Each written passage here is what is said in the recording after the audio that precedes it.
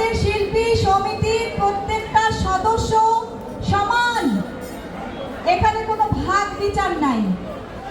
আমি কথা দিচ্ছি আমাদের প্রত্যেকটা শিল্পী সমিতির সদস্যের পাশে সব সময় থাকবো ইনশাআল্লাহ, যে কোনো প্রবলেমে।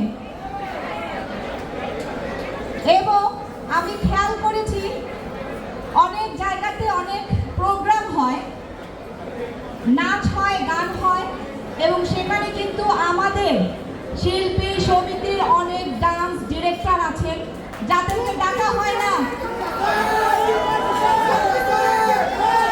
এগুলো পরিবর্তন করব। আমাদের সিনেমাতে অভিনয়ের জন্য আমাদের শিল্পী সমিতির অনেক ভালো ভালো অভিনেতা অভিনেত্রী আছেন, তাদের বাইরেও কিন্তু বাইরে থেকে অনেকে আনা হয়। এগুলো পরিবর্তন করব।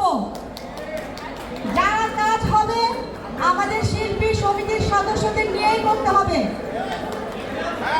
এবং আমি আরো দেখেছি যে আমরা যখন আমাদের এফডিসিতে ইন্টারভিউ দিই, আমাদের যে এই বিনোদন সাংবাদিক ভাইয়েরা আছেন তারা কিন্তু রোদে বৃষ্টিতে অনেক কষ্ট করেন, বাইরে দাঁড়িয়ে থাকেন, এবং শিল্পীরা কিন্তু সুন্দরভাবে ইন্টারভিউটাও দিতে পারেন না।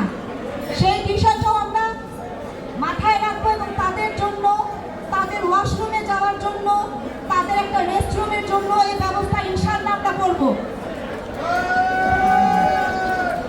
তো আমি কথা দিচ্ছি সব সময় আপনাদের সাথে থাকবো। এবং একটা কথা মনে রাখবেন, যে কথাটা অনেকেই বললো, মুক্তিকে ভোট দেওয়া মানে আমার মাকে ভোট দেওয়া। আপনারা আরমান মুক্তি প্যানেলের সাথে থাকবেন, সবাইকে ভোট দিবেন, জয়যুক্ত করবেন ইনশাআল্লাহ। আল্লাহ ভরসা।